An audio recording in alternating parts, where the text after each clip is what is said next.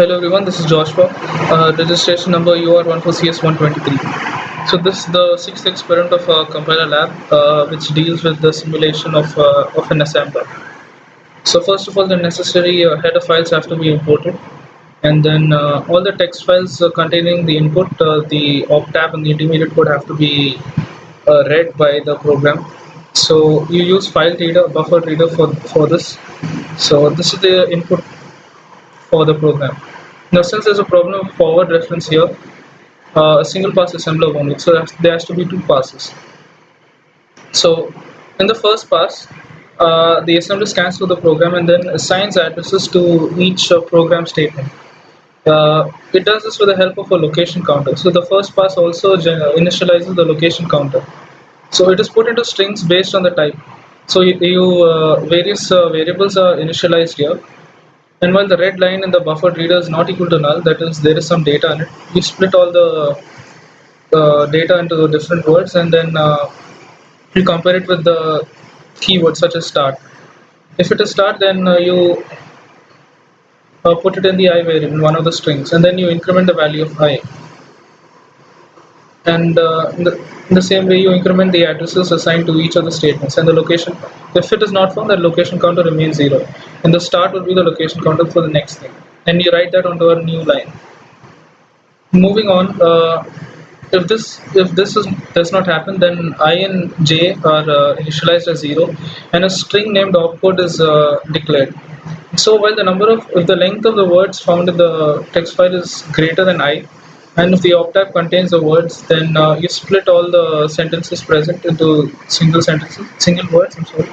And then you assign opcode. So opcode is equal to opcode j plus 1. J is already declared as 0. So then you write it as a new line, and then you increment the value of location counter by 3. The same way, if the line contains the keyword word, you increment it by 3. If it contains byte, you increment by 1.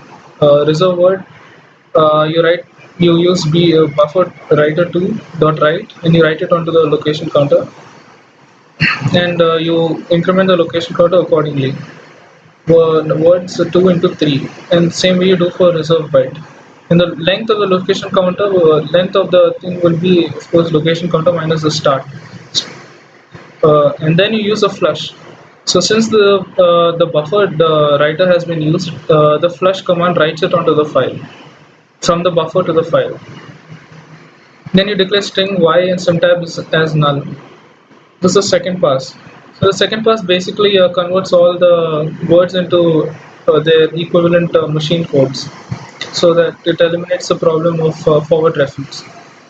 While the line read here is not equal to null, then initialize these values and split them, just like within the previous thing.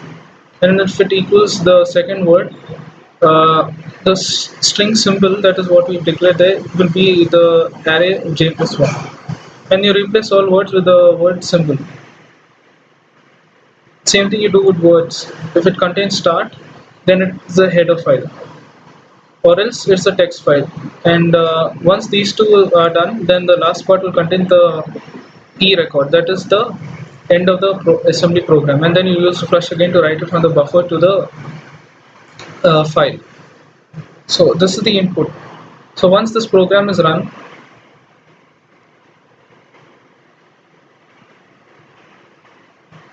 the op tab would contain this.